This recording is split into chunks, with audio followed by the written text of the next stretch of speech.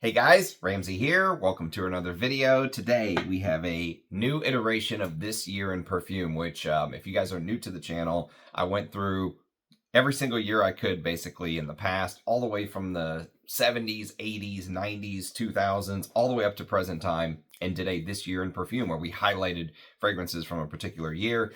If you're new to the channel and you want to check those out, there's an entire This Year in Perfume playlist. I just think it's a really cool way of kind of lumping fragrances together, talking about a lot of different fragrances. A lot of people like these list formats, and it gives me a sort of a platform to have these conversations in a unique and different way than how other YouTubers are doing this.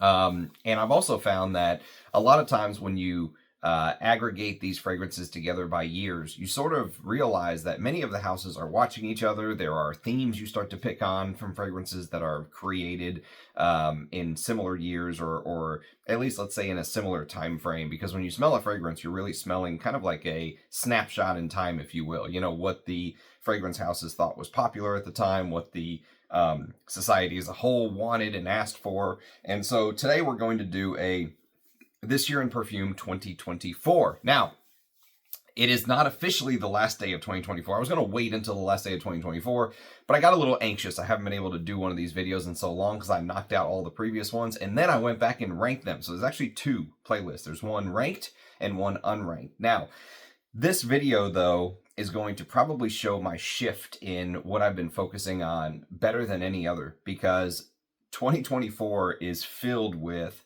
artisanal houses. You're going to see a ton of Maxim, MesOud, Areej Dore, Jinx, you know, all of these sort of artisanal houses that are a little off the beaten path, you know, and that's where you will also see some Amouages and some Guerlains and stuff like that. Not all of these are reviewed.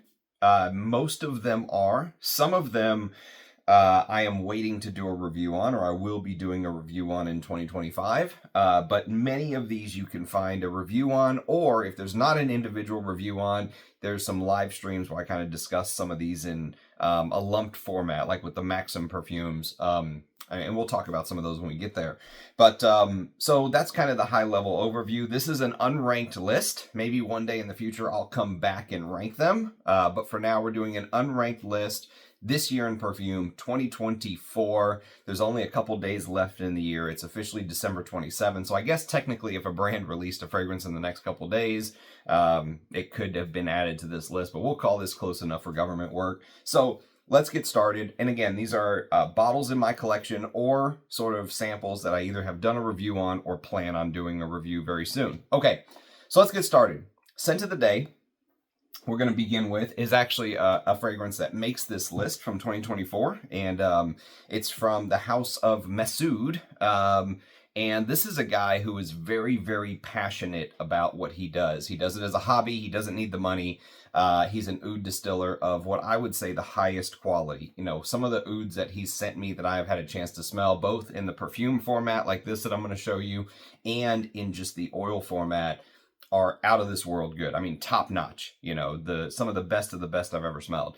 And I'm really excited to see where he goes in the future. But this is actually a fragrance he put together called Synesthesia. And you can see he actually wrote a personalized note on the bottle, made with love and passion. I did a review on Synesthesia if you want to check it out. The idea was that whenever he would sort of do a distillation, if there was like leftover, he would just put it in this extra pot on the side. So he'd do an oud distillation and some of it would go into this pot. He'd do another oud distillation, some of it would go into this pot. He'd do like a, you know, floral breakdown, and he'd put some of the floral parts into that pot. And so it became like this angel share, like catch-all kind of pot, you know what I mean?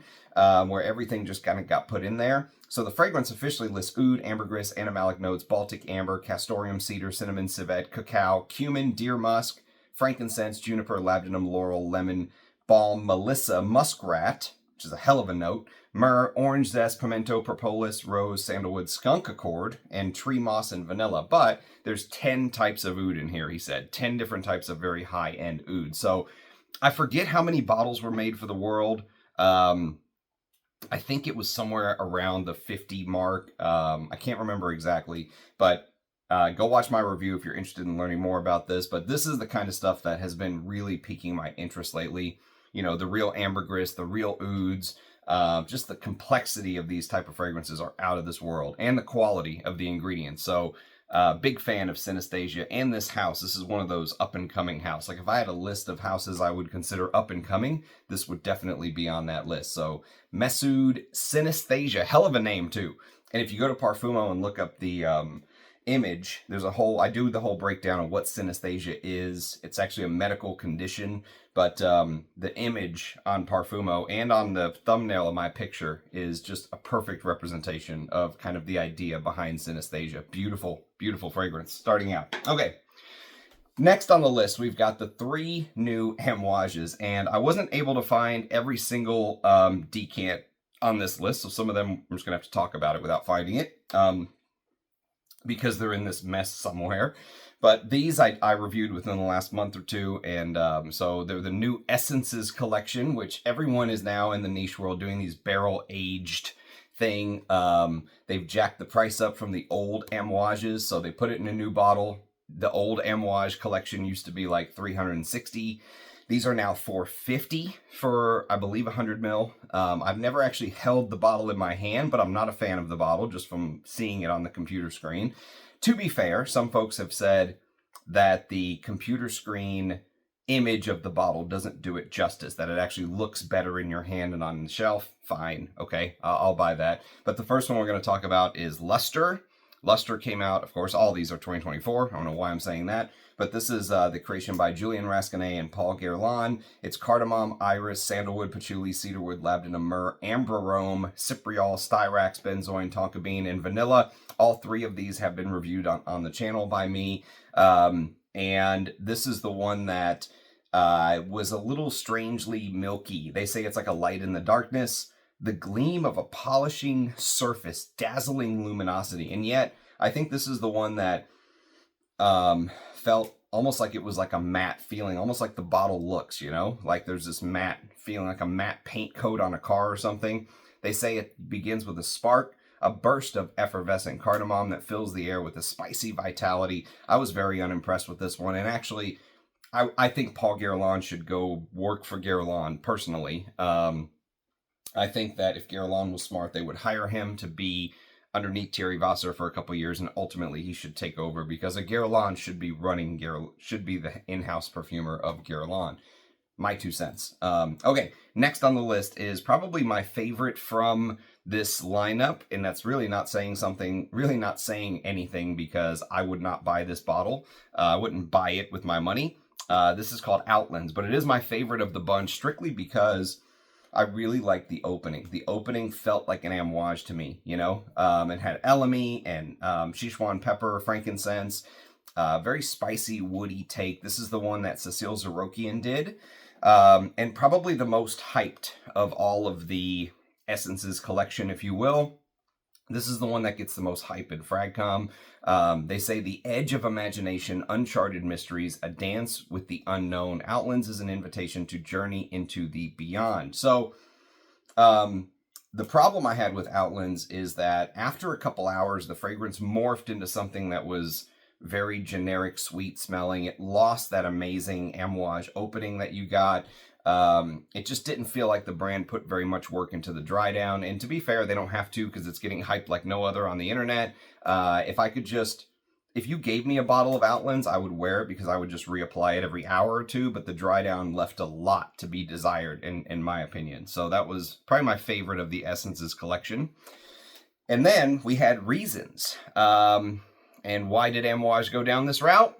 Reasons, you know. It's this is the one by Bertrand Duchaufour that had some weird sort of connection with guidance, I think. Peruvian pepper tree, cardamom, cinnamon, hazelnut, casmaran, cypriol, divana, of course, it's a Bertrand Duchaufour, pine, amber, patchouli, benzoin, cedarwood, cistus musk, myrrh, oak moss, palo santo wood, sandalwood, and vetiver. And so Amouage says that cause and effect, echoes of thought, a sequence of events. When it first emerges, Reasons is somewhat unassuming. Its hazelnut opening presents a warmth that is comforting, but also perhaps surprisingly unostentatious. but within moments, the scent grows, taking on an increasingly grander form. I don't know. I wasn't a big fan of this one, but you can check out my review. I like Bertrand Duchaufour's work. You know, it wasn't as bad as some people made it out to be, I don't think, but it did have some layers in depth, as the website says, but, you know, I think these were big letdowns for the most part, in my opinion. I think Amouage is going the way of all the other niche houses that are just crashing and burning, and, you know, the price just continues to get jacked up, but that's just the way it's going to go. Okay, next on the list, we are going to do some of my favorite house of all time. Well, on the artisanal side anyways, and that is Areej Dore. So, next on the list, we're going to do the new Arabian collection, which is right here. I just recently reviewed within the last couple months. And we're going to start with Ambar. So, Ambar is the first in the Arabian Heritage Collection. It's ambergris, apopanax, oak moss, iris, vanillin, and ambergris again in the base.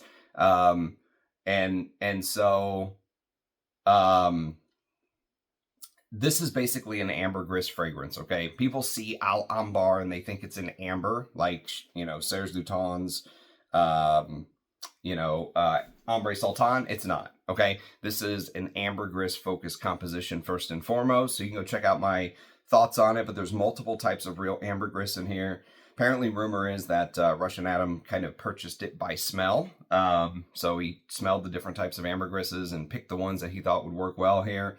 But these are very simplistic compositions that are meant to highlight a specific ingredient, and the ingredients are very simple. This one's ambergris, the oud one's oud, the sandalwood is sandalwood, okay? But I've got some full reviews on the channel. You can check it out. So I would call these very minimalist in style. Okay, so keep that in mind. If you're expecting the old War and Peace, Areej Dore type style, this is not that at all, okay? So next on the list is Oud. And Oud uses multiple types of oud, Cambodian and Assam oud, if I'm not mistaken. But I really like this one of the three. This would probably be the one that I would buy as an oud lover now, you know. The oud game is a deep, deep rabbit hole. But as an oud lover, I would say this is the one of the three that I would get. If I was going to wear sandalwood, I would just wear sandalwood. There are some other ambergris fragrances that I have that would probably satisfy me, let's say, but I always could go for another oud. I really, really liked Oud. And he said that he was kind of inspired by going through the Middle East and smelling these different ouds, but the most popular were the Indian Assam oud and then the Cambodian oud. And then, next on the list, we have Sandal. So, Sandal is obviously the sandalwood, and this is Indian sandalwood, coumarin, Indian sandalwood CO2 in the base with a top of saffron absolute. I talked about how that saffron was just kind of there in the beginning, you know, to kind of pull the curtains back. It gives you something to see except for just the sandalwood, but really this is a focus on proper Indian sandalwood. It smells very natural and very realistic. If you smelled real Indian or even vintage Mysore sandalwood, you'll get that smell exactly in here. But some could say it's a little bit boring because it doesn't really do anything. It just gives you that sandalwood smell. But if you're learning, if you're studying these type of materials, this is very useful, you know, because this gives you a real good idea of what proper Indian sandalwood smells like. So Sandal is the final from the Arabian Heritage Collection. Okay, next on the list, we're going to do the Musk Collection, which came out early in 2024. And so here's the little sample set for the Musk Collection. First one up, we've got Creme de la Creme. Now, this is also an ambergris composition, and actually, if you gave me a choice, I would probably pick Creme de la Creme over Ambar if I had a choice. I don't own either, but Creme de la Creme is the most precious woods meet the most precious animalic ingredient, ambergris. The minty butter of ancient Philippine sinking oud meets the creaminess of Indian sandalwood and melts into a powdery cloud of ancient white ambergris. So Creme de la Creme, I really liked it because it had this almost like kinomic oud effect in the top with that minty sort of butteriness. And there were spices, Philippine oud, but ambergris was supposed to kind of be the star of the show in this one. But this is more of a total composition. It's not just focusing on the ambergris. So that's why I say if you gave me a choice, I'd probably pick Creme de la Creme. There's an entire live stream where we go through these one by one. If you want to kind of check that out if you're interested. I have not reviewed all of these yet individually. So I haven't reviewed Creme de la Creme. The next one on the list I also have not reviewed, but it's probably my favorite from the collection. And here, I'll show you the full bottle on this one. It's called Cuirtis. Just the packaging is on these Areej Dores is second to none. I really think he has probably the best bottle packaging in the game, and he switches it up too, which costs money to make a new mold and all that stuff. But so here's Cuirtis. And this is how it basically comes. Again, best packaging in the game, in my opinion. Just perfect, gorgeous. I don't know how you can improve on that, you know? So Cuirtis is, step into an autumn forest full of a wild and leathery aroma. This composition focuses on beaver extracts and executed in a vintage style. It brings together all the nuances of animalic leather, from vintage tar oil, Indian oud, and smoky birch tar to narcotic osmanthus. Cuirtis is where the forest meets leather. So this is kind of an interesting take on a Russian leather. There's also Russian castoreum in here. There's that American beaver tail oil, which is like castoreum to the 10th degree, but it's not as amped up as it is in his Cuir de Russie. Many folks asked for a fragrance that was kind of in the vein of that Cuir de Russie he created, but was allowed to be sprayed on skin, because that fragrance was made for fabric only because it had unrectified birch tar. This one can be sprayed on skin. So think of like his Cuir de Russie light, if you will. And it works perfect. I mean, I really, really enjoy it. Probably my favorite from the collection if you twisted my arm. But we will get to the one that gives it a challenge here in a little bit, but that is Cuirtis from early in 2024. And then next on the list, we have Forbidden Flower. And Forbidden Flower is probably the one, maybe the only fragrance ever where I reviewed it off of a full bottle, but I'm showing you a sample because the full bottle was not mine. It was my friend's. He let me borrow it for the review. And so Forbidden Flower is right here, okay? And it is citrusy, floral. This is the one that has the skunk accord in it. Now, the Musk collection was all about animalics, and this is the one that uses that skunk accord. I actually have some of the actual skunk oil, thanks to Russian Adam. He sent me some. It is a very interesting smell. Imagine smelling like the most sour butter you can imagine, okay? Like imagine the most sour butter, but it has that weird buttery consistency, but sour. And this had grapefruit. I really, really liked the grapefruit in Forbidden Flower. Really liked it. Sometimes grapefruit can be really hard to do. Sometimes the designer grapefruit smell disgustingly off, you know, synthetic. Here it's grapefruit and hemp, and the hemp works beautifully with the skunk accord. So it's hemp flower, skunk, jasmine, sambac, night blooming jasmine, sandalwood, Indonesian lime, turmeric, benzoin, cedar, coriander, ginger, patchouli, vetiver, and vanilla. I would totally have a bottle of this. They say, inspired by modern times when animalic ingredients are banned and natural floral materials are highly restricted, let us dive into the wicked beauty of both. So that is Forbidden Flower. Next on the list we have, I'm going to jump around a bit because I'm kind of going in alphabetical order. So this is Oud Taiwan, and this is a beautiful Christmas gift from a bunch of folks, so I have to say thank you again. I had the 7.5 ml decant, I think it was, but again, packaging, this is, I'm not ranking this, but if you made me pick one from all of the fragrances we're going to discuss today from 2024, this would be it. This is my favorite. Not just favorite fragrance, but also favorite bottle. The bottle is, in my opinion, a work of art. You know, it's like going to a museum and looking at the art. The way it feels in the hand, the cap, the heaviness of the cap. Oh, the fragrance. Fuck me, man. I think Oud Taiwan is, you know, if earlier when I was talking about the Arabian collection, and I said, you know, if you were waiting for the Areej Dores of old, the War and Peace style fragrances, you know,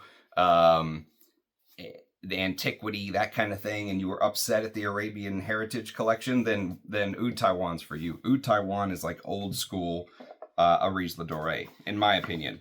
And it's got indoles, green leaves, Taiwanese oud, fossilized Himalayan amber, labdanum, boronia absolute, which is a very expensive flower, castoreum, civet, sandalwood spices, kelp, and patchouli. And it says it's inspired by extraordinary oud distilled from highly matured oud naturally grown in Taiwan. Have you ever seen oud in Taiwan? That's my question. I've never seen oud from Taiwan ever until this. I've seen oud from Laos and the Philippines and India and Vietnam and Cambodia and all these different places, but I've never seen oud from Taiwan before. And so bringing something new to the table like this is really where I think Russian Atom shines. It's got this very bitter green leaf accord with this very dark sort of combination of what they say are tropical touches and I would say this black burning tire accord. There's this big rubbery, almost like you're burning tires in the middle of the forest, bitter green medicinal with that black burning tire, but it's thick and it has a lot of character, a lot of personality. So I did an early impression, like an unboxing and first impression on this on the channel. You can check it out. Maybe one day I will do a full review, but that is, again, this is not a ranked list, but if it was, that would be number one. Okay, next on the list we have Paradise Soil. So Paradise Soil is right here. And this is the one that was very, very floral. And Paradise Soil, it is reported in the sound narrations from the final messenger of God about paradise that its soil is musk and its soil is saffron. Those two marvelous ingredients are presented in this floriental gourmand composition. So this has a huge floral accord with vintage Azerbaijan rose from 1972, which I have the actual rose oil. It's awesome. Jasmine grandiflorum, ylang vintage deer musk pods, tuberose, Rani flower, Siberian deer musk, cacao, saffron, aged Cambodian oud, Indian and Indonesian sandalwood. So beautiful composition. Wasn't my favorite because of how floral it was, but I could see it growing on me. But probably the most floral from the musk collection, in my opinion. Okay, and next on the list we had probably the one that competes with Cuirtis for this musk collection, my favorite, and that's Royal Barn. It should probably be my favorite since Adam said that my storytelling of the way that Chanel's Cuir de Russie makes me feel is kind of what inspired this. So maybe I'll do a full review one of these days. But very animalic, spicy fragrance. They say, come with us to the deep past when the royal palaces of the Russian Empire were surrounded by naked nature and handmade houses and barns in the wilderness. This is a civet and oud-driven Floriental chypre that takes us to the wild corners of our history. So if you've ever heard me describe Cuir de Russie, where you just imagine the finest aristocrats in their finest suits, in a big banquet hall with a huge chandelier, the best food, more food than they could all eat in 10 weeks, all laid out, entertainment and dancing and champagne. But then when they leave, they're not leaving like modern celebrities. They're not getting into their G5 and flying to Japan, okay? They're getting into some horse and buggy, and because that's what it was back in the day. And so they get into their horse and buggy, and they smell the animal itself. They smell the shit on the ground from the horse, They smell the wilderness, the earthiness, that all of that comes together. And it's that combination here that really brings Royal Barn together with the animalic civet. And there's a beautiful black truffle note in here from memory. Just an amazing fragrance. Competes with Cuirtis for my favorite from the collection. Okay, next on the list, we're going to jump to the house of ATon, who is Russian Atom's step brother, if I'm not mistaken.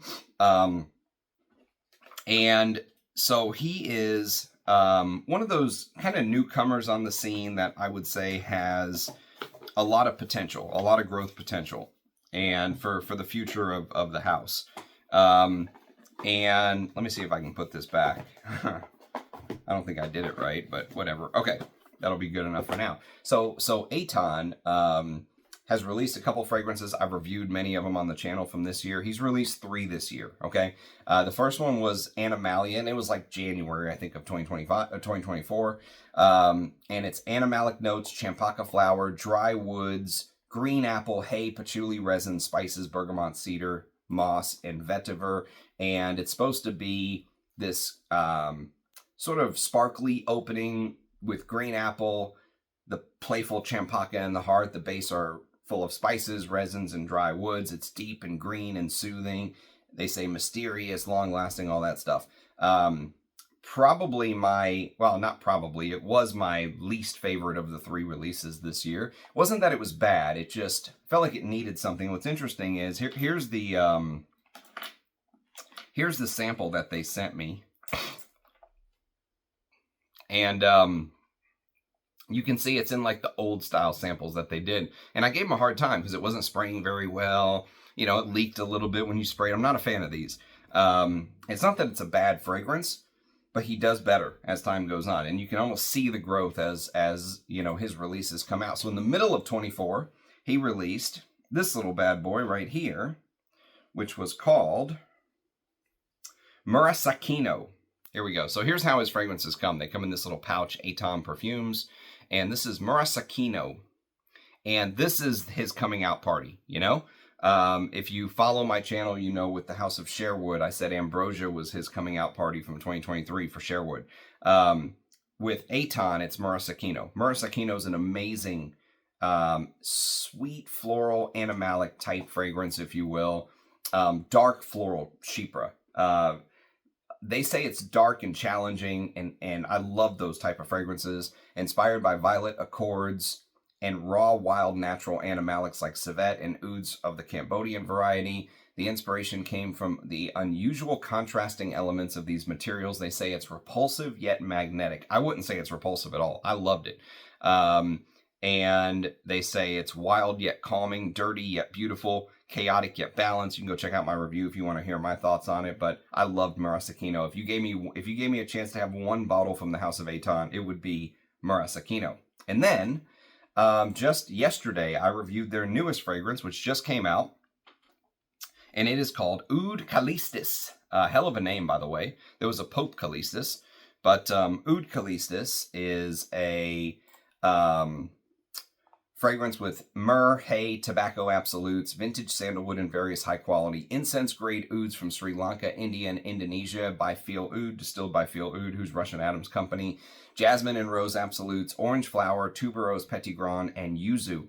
The only problem was 15 mils is $280, which is, that is a steep price. So they say exquisite perfume is crafted from the rarest artisanally distilled materials and embodies a refined vintage French style. It represents our most treasured composition. The opening is heralded by an explosion of delicate and soothing floral notes. Jasmine and rose are elegantly complemented by the gentle uplift of petitgrain and yuzu. The florals immediately evoke the grandeur of a bygone era, reminiscent of the sophisticated artistry of vintage French perfumery. So, I like it a lot. I like the ouds. I enjoyed it. It's probably my second favorite release from the House of ATon. But man, $280 for 15 mils. I don't know about that one. That's a pretty steep asking price in my opinion. But it is a good fragrance. So, okay. Let us, before we move on to the next house, which is going to be Dior. Let me drink my Pedialyte. Don't ask me why I'm drinking Pedialyte. I just am. I had it in the cupboard. Sorry to do that in your ear. I had it in the cupboard, so I was like, you know what? Screw it. We're going with it. Okay, so next on the list, we are going to talk about a new Dior from 2024 called Lucky Esprit de Parfum. And I reviewed this on the channel, and I was not kind to it. There's only 2 notes listed, leathery notes and Lily of the Valley. And the original Lucky was supposed to be this very ethereal green, you know, sort of shy, delicate floral, okay? This is the opposite of that. This is Francis Kirkjohn just throwing the synthetics in your face. He loves using synthetics. I really, really disliked this fragrance a lot. I think if you could isolate that Muguet accord and pull it out, I enjoyed it, but I did not like all of the stuff around it that he presented you with. Of course, all the synthetics, it smelled like any BDK fragrance or, you know, any of these modern niche houses that I despise, which is a shame coming from Dior, especially from their Privé collection. So, Yes, and then them doing the Esprit de Parfum thing, which is the same thing Amouage is doing basically with the exceptional Extrait, and now you have the putting in barrels for 6 months and aging. It's just, it seems like it's just one, it feels like it's one sort of, I don't want to use the word scam. Scam may be a little too hard, but one trick after another to get you to cough up $470 or whatever these sell for 80 mils. So yeah, I wasn't a fan of that at all. That was a big letdown. Another big letdown was this little bad boy from the house of Frederick Malle called Hope. And in my review, I think I put not hopeful or something along those lines. Hope is kind of like the strange blend of some of the previous releases. Like, it had a lot of promise in there. Again, this is another one where I think if you gave it to me, I would wear it, but would I pay their insane prices, their $1,000 for 150 mil or whatever it is? Absolutely not. I was not a fan of Hope. I like some of the previous Desert Gems. I own Promise. I own the Moon. The Moon's probably become my favorite, although Promise is a love for me. I love that sort of green apple thing, but, you know, Dominique Ropillon just didn't do anything. It felt new here, you know? It felt like a retread. And I don't know, it just feels like a lot of these new releases feel very uninspired. You know, is it a technically sound perfume? Yes. Does it smell nice and could you wear it and be okay? Sure.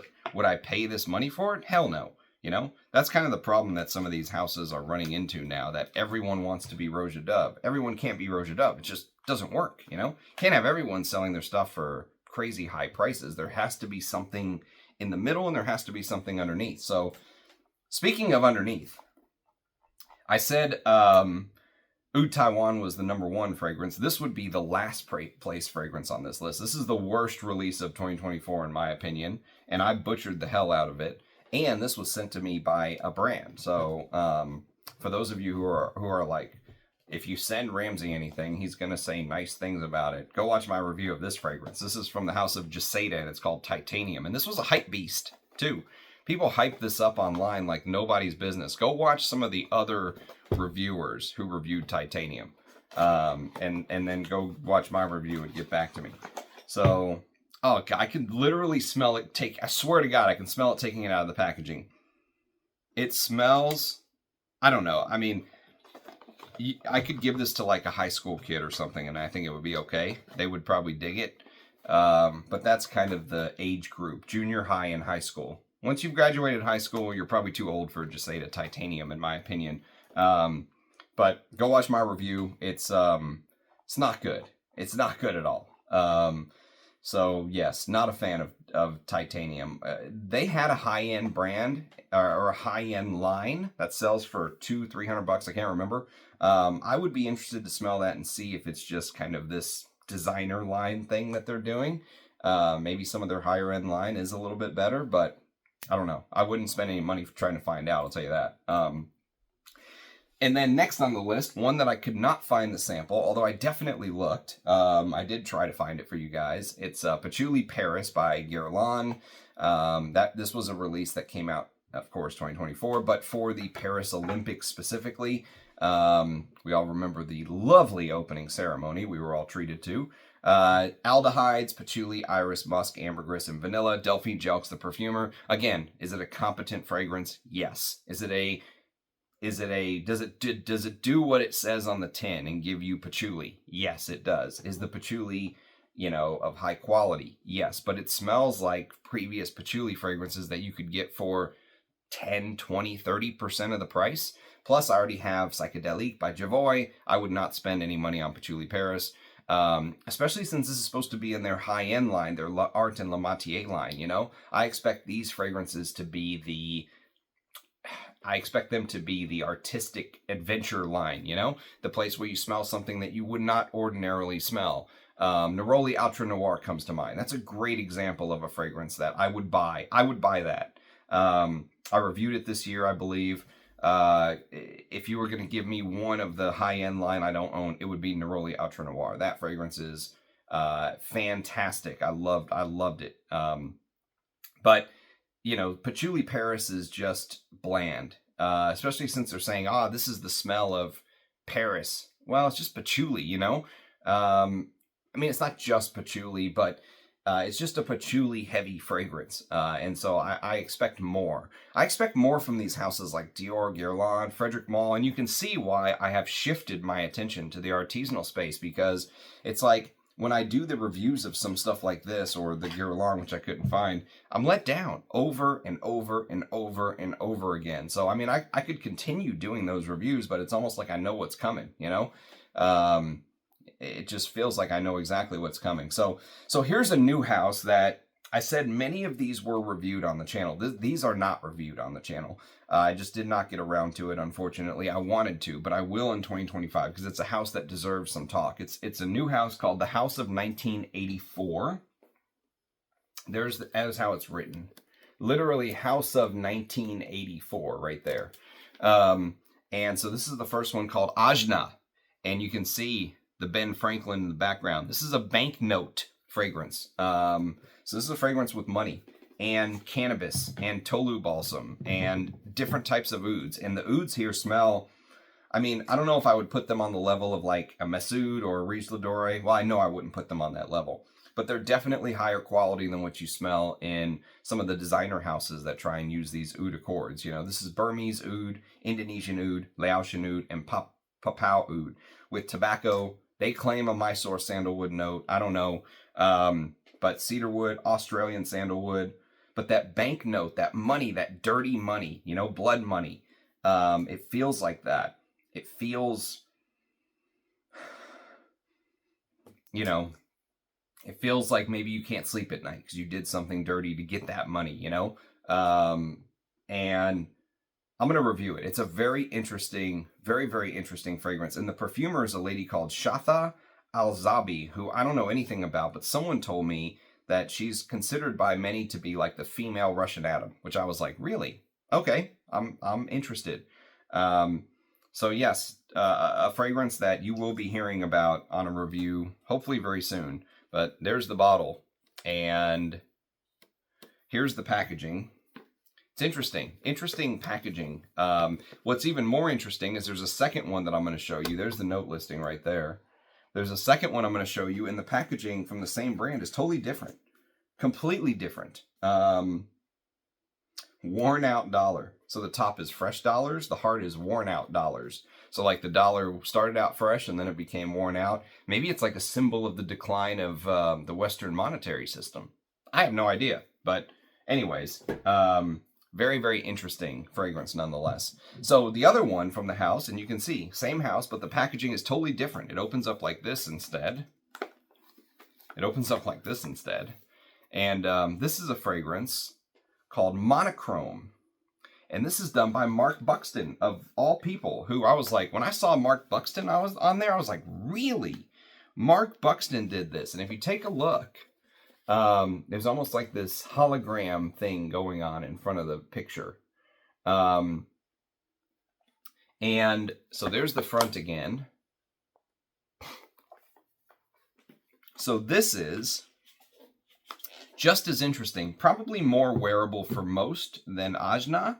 Monochrome is more, Mark Buxton has done some interesting things, but he's also done some very wearable, easy to wear stuff. This could easily be a, oh gosh, a Comme des Garçons. Easily, this could easily be a Comme des Garçons, okay? Citrus notes, developer solution, pepper, cannabis, celluloid, like in an electronic component or something, sweat, Atlas cedar, labdanum, musk, and vetiver. Hell of a note listing right there, my friends. So yeah, it's an extrait. Mark Buxton is a hell of a perfumer. The fragrance is surprisingly good. You know what it reminds me of? It reminds me of like a cleaner version of Kinski by Kinski. You know, Kinski by Kinski was done by Giza Schoen, and I think it's his masterpiece that no one talks about. You know, Giza Schoen has done a ton of stuff for Ormond Jane and all these houses that, you know, Clive Christian, all this shit, you know. But Kinski by Kinski is really where he went out on a limb and did something different. The cannabis combination of strangeness, because in Kinski you have castoreum and all these other weird kind of things in there with this marine note. So it's a strange combination. I'll review it one of these days. I think it's one of the greatest celebrity fragrances of all time. Up there with Pavarotti, which I did review this year.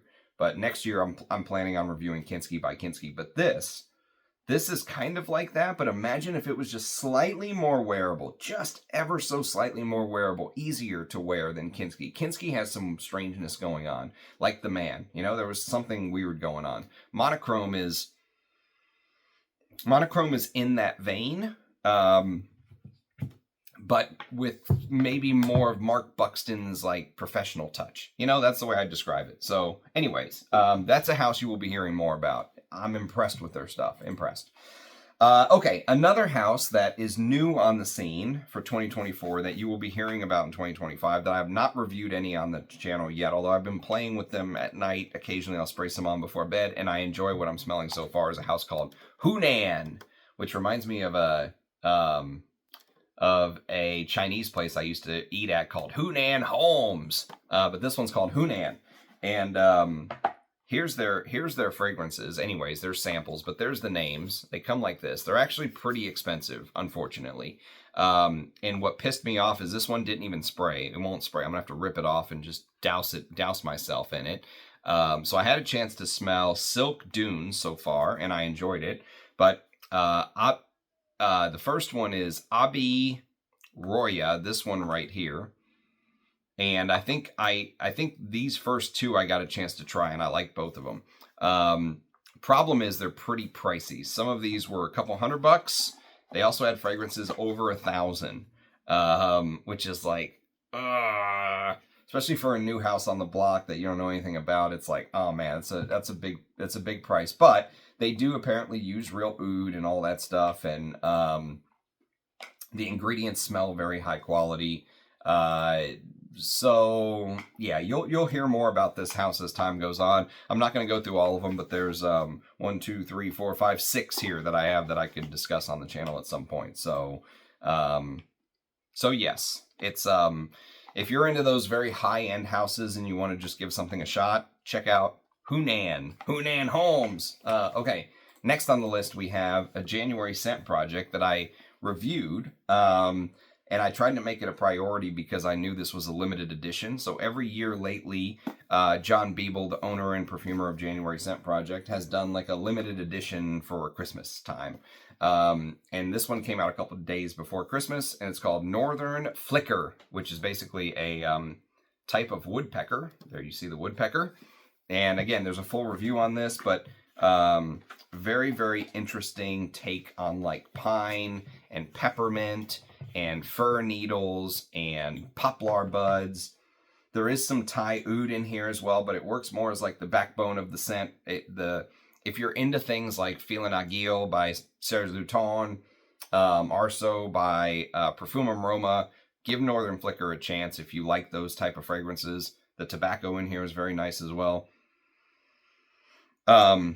So I think this 50 ml sells for $200, if I'm not mistaken. I'd have to double check, but I think it was a couple $100, which is not bad with some of the pricing I've been discussing lately. But yeah, John Beeble's a very artistic guy. So there's the dry sort of woods, you know, but you can check out my full review if you want to hear more about the details. And it is still available. It is still available.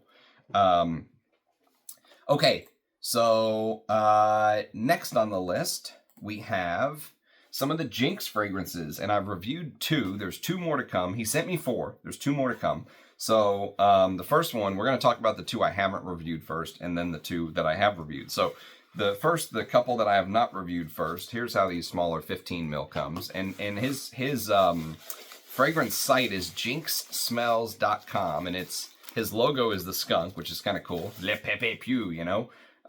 So there's the first one, and it's from Aroma Traveler, which is a sort of brand, if you will. And the fragrance is called La Lumière d'Air. Sorry about my French there, ladies and gentlemen. But this is a very vintage style fragrance. I mean, this smells like if you picked up some old Guerlain from like 100 years ago, you didn't know what it smelled like. You know, this is what I would imagine some aged Guerlain would smell like. Bergamot, lime leaf, rosewood, bourbon, geranium, jasmine, lavender, deer musk, Mysore sandalwood, and of course, real Siberian deer musk. The catch with this one is that you can only buy it at the Aroma Traveler store. I think he said Shanghai, maybe. So if you're a traveler to China, I've never been, but if you're a traveler to China and you're into this kind of thing, then this is their exclusive edition. Kind of like how Le Labo used to do like these limited, like Le Mur and stuff like that. You know, that's kind of the idea here. So, yes, La Lumière de Air. The very first Jinx that I have not reviewed that I'm showing you from 2024. And the other one, which I actually think I might like a little bit more, is Api Après. Again, sorry about my French, but same kind of setup in the little box like this with the little wrapping. So this is a very powdery, floral. It's got rosewood, pimento berry, ginger, peppercorn melange, and bigarader with vintage Bulgarian rose otto, apricot, ylang ylang, honey, vanilla, saffron, French oak, propolis, and sweet myrrh with a base of Malinu oud, Sri Lankan oud, Thai oud, real Mysore sandalwood, Atlas cedar, amber incense, vintage Siberian deer musk, 12-year aged civet, and white ambergris. So if you can imagine, you know, smelling the aged civet, Russian Adam did for with his collaboration with Sultan Pasha, and it's got a very woody, pollinated floral profile is the idea with this one. So the blurb says that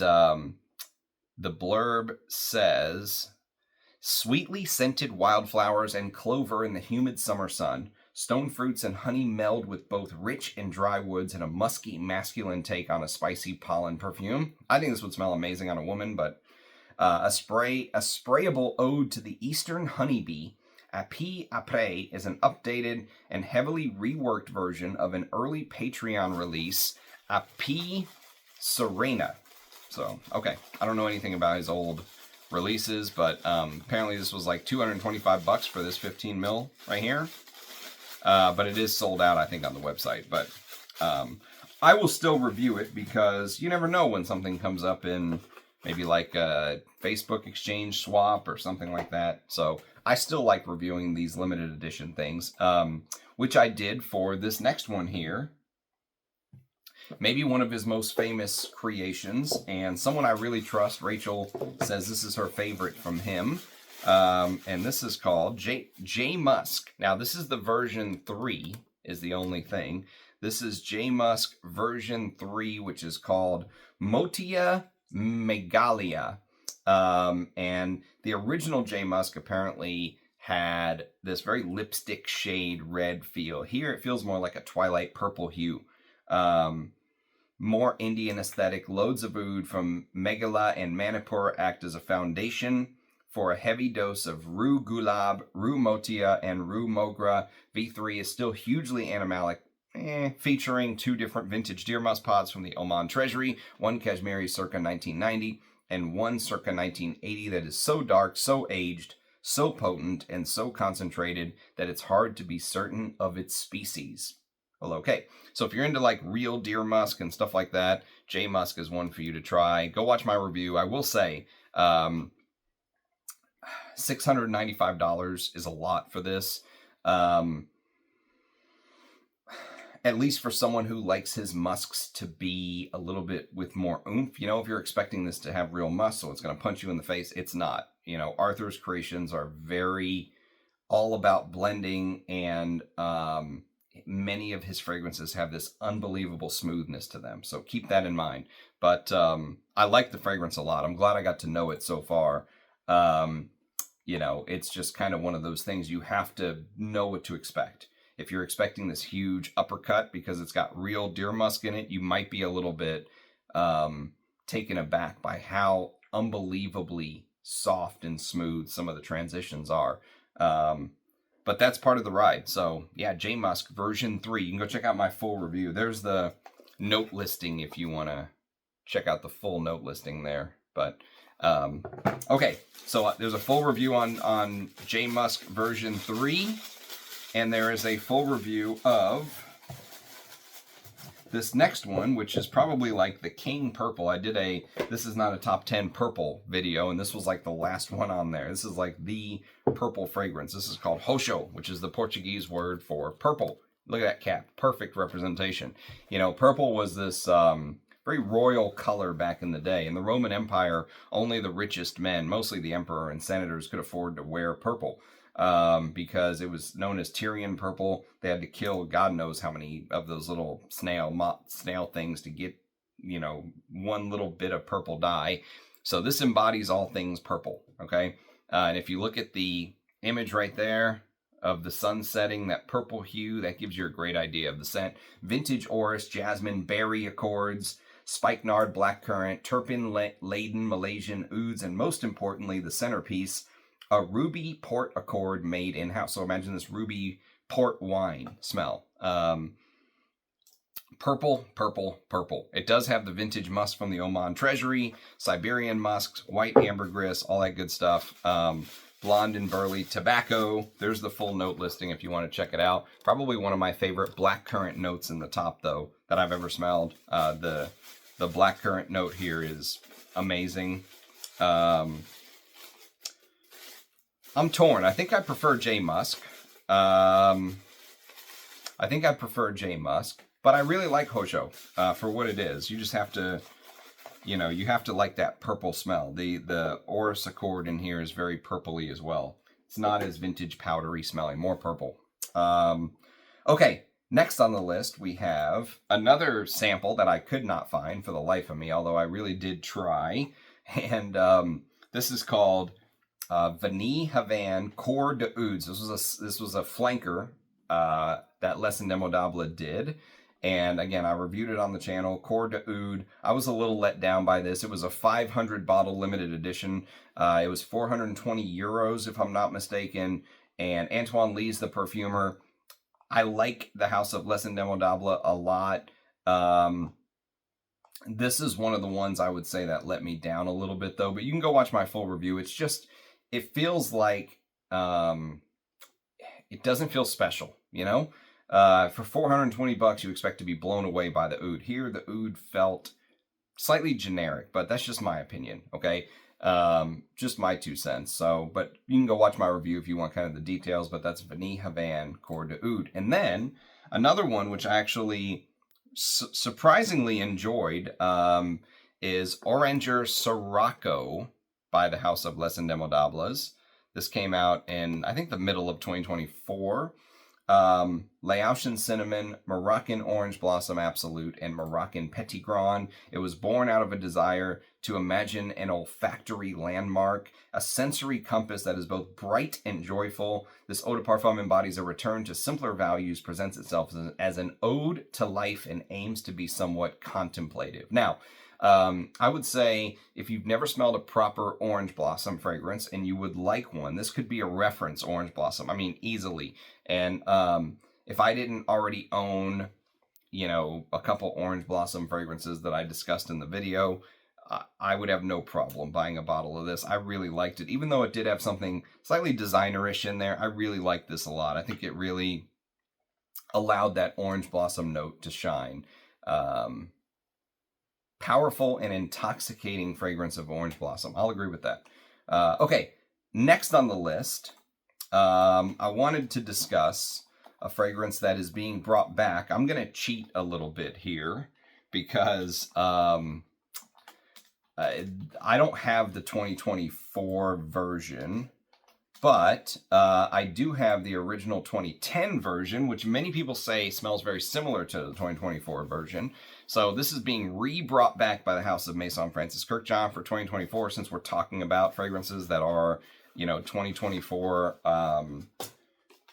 releases. I figured this would be a good opportunity to talk about something, but this is Absolute Pour Le Soir. So Absolute Pour Le Soir, I don't know why I showed you that. It doesn't even say it. There's Absolute Pour Le Soir.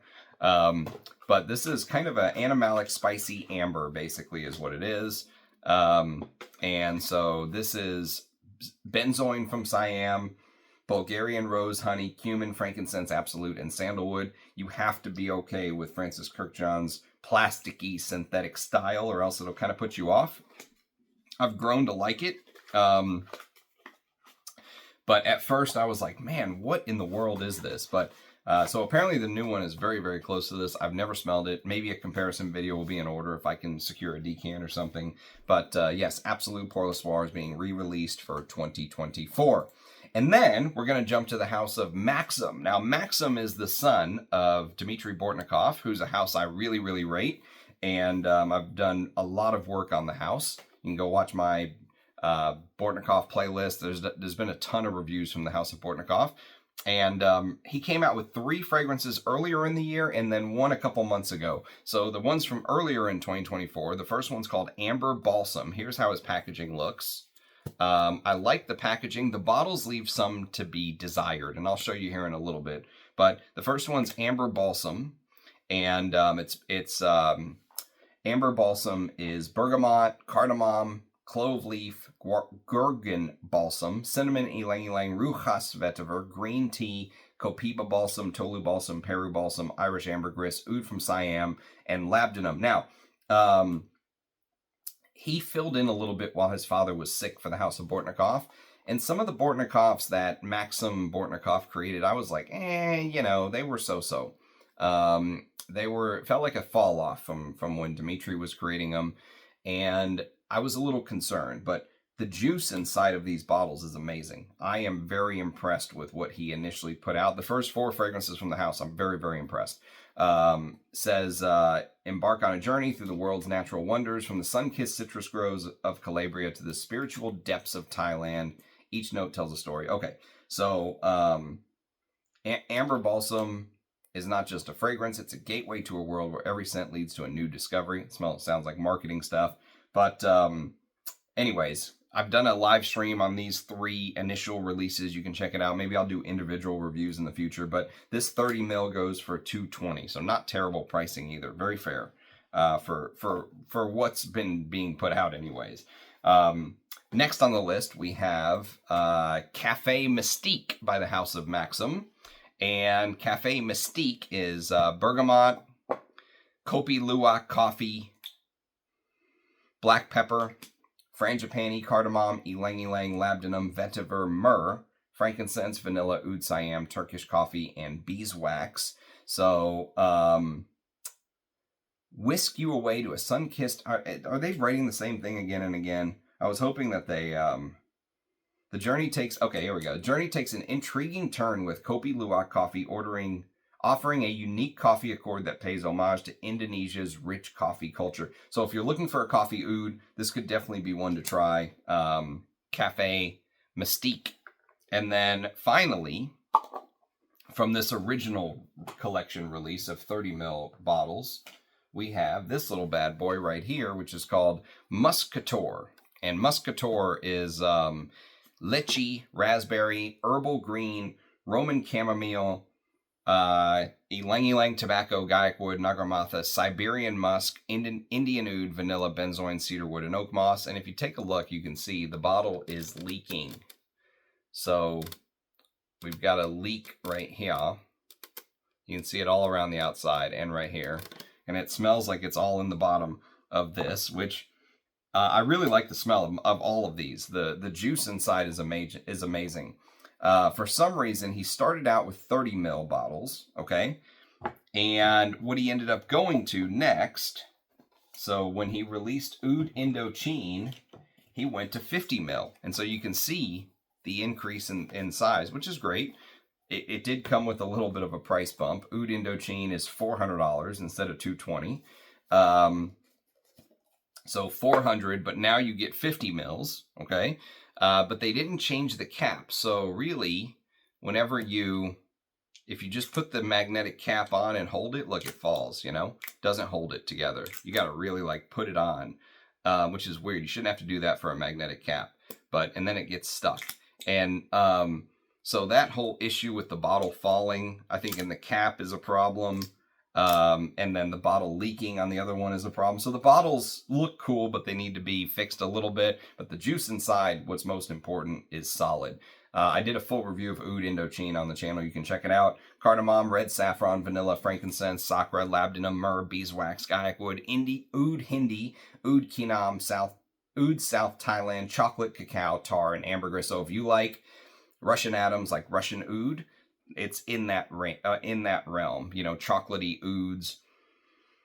Very well done. My only complaint is the Kinamic Oud seems to kind of get lost. He does these little cards too. There's the image of Oud Indochine. So yes, that is the new Maxim fragrance. And then we're going to jump to the house of Papillon. And there's an interview where we discuss this fragrance, and I've done a review, but off of a sample. And so this is called Epona. Beautiful name too. Legendary horse in the Zelda game. And Epona is a fragrance that was like an homage to a friend, to one of Liz Moore's friends, or horses, basically.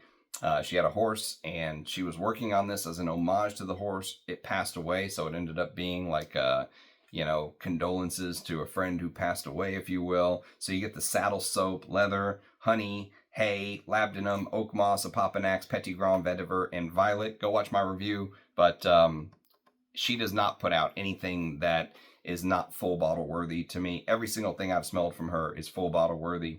Epona is one such creation. So that was, and there's a live stream where we discuss it as well, which is awesome.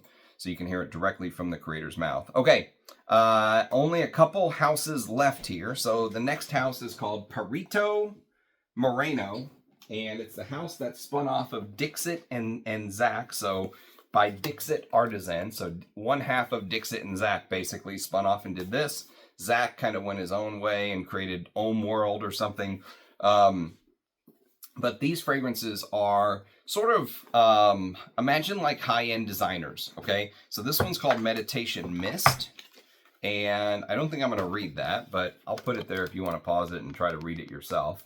But Meditation Mist, if you're familiar with something like Bois d'Argent, okay, right? If you're familiar with Bois d'Argent, Meditation Mist will get you in the ballpark. But there's even more like frankincense. There's Omani frankincense, clove, cinnamon, Italian bergamot, amber, benzoin, siam, frankincense again in the base, musk, oak wood, oud, sandalwood, and vanilla. And so I think these are 105 ml bottles, and they were very reasonable. I don't think they were that expensive at all. I think you got a lot for the money. I think it was like $100, maybe $150. I can't remember, but if you didn't want to pay like Dior Privé prices, you could definitely go. It's funny because everyone's kind of going for the rare artisanal ouds. They want you to spend all this crazy money. Ensar's putting out fragrances for like $17,000 a bottle. I mean, it's like you can get a car or a fragrance. But it's this is kind of operating in that space where it fills a necessary gap. Like if you're into the high-end designers, but you want to try something a little bit different, that's where this falls into. And I'm a fan. I'll do a full review one of these days, but I'm a fan of what I've smelled from the house so far. So that is Perito Moreno Meditation Mist, which is probably my favorite from all three. One came out at the end of 2023. These two came out in early 24. So this one's called Not Dark Yet. This is the spicier woody, spicy. You get a lot of fennel seed and black pepper, cardamom, cinnamon leaf, ginger, Indian frankincense, pink pepper. You know, it has this rye bread-like feel to it. Caramel, cinnamon, clove leaf, nutmeg, star anise, cedarwood, dark chocolate, fossilized amber, musk, tobacco flower, and tonka bean. Again, both of these are kind of in that high-end designer range, but very affordable. Very, very affordable, and you get a lot for the money, it seems like. So, Perito Moreno. Okay, just a couple brands left, one of which I could not find the sample, although I tried. It's from the House of Rogue, and it's kind of a flanker of this. Mousse Illumine. And so it's a flanker. This came out many years ago, but they did a flanker in 2024 called Absolute de Mousse. And it's tree moss, oak moss, artemisia, myrrh, nutmeg, orange blossom, spikenard, frankincense, labdanum, musk, rose, and clary sage. So one of these days I'll get around to reviewing that. And final house is Sherwood. And there's pros and cons. Sherwood is another one of those houses that's on the up and up. Big upswing for the house of Sherwood. I expect amazing things from him in 2025 and 26 and going forward. And his newest fragrance, which I just reviewed, is called Artemis. Here's his new packaging, by the way. Looks like this. Opens up like so. And it sits in here with the fancy looking, you know, almost like silk coffin that it sits in. It's good. This is a little bit flimsy, cardboardy, but it looks nice. And here's the bottle, Artemis. Probably his best release of the year, in my opinion. I really, really like Artemis. It has that heavy oud opening that I really, really enjoy. But it also has a lot of fruits. It's got Baronia Absolute, which is a very expensive ingredient, as I was discussing with Oud Taiwan. The note listing is, you know, as long as your arm. Bergamot, green apple, juniper, Egyptian geranium, grapefruit, Kashmiri lavender, May rose, orange blossom, rosemary, Siberian musk, Tunisian neroli. That's just the top, right? And I forgot blackcurrant. That's just the top. The heart is longer. The heart's even longer than the top. So you get the idea.